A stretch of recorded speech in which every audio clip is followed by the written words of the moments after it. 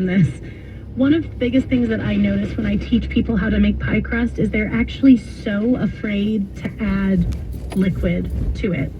So if your pie crust is crumbly and it's hard to roll out, if it cracks when you roll it out, if it's barely holding together, I think that comes from these recipes that have told us for years, add only as much water as you need just to bring it together.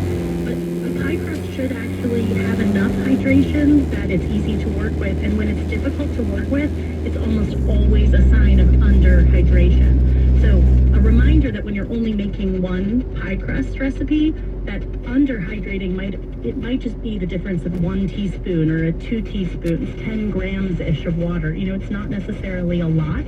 And when you're not sure, the way that I always tell people, a good pie crust should completely hold together. There should be no dry, visible, floury bits or pieces that are falling back off into the bowl, but it should pass what I call the clean hand test.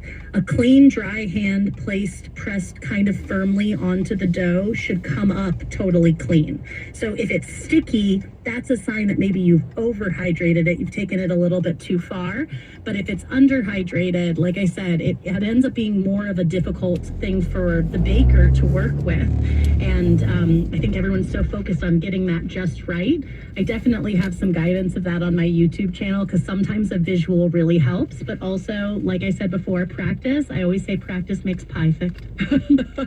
Well, really quickly, we've got 30 seconds here. I just want to hear from each of you one ingredient you're really excited to work with this fall.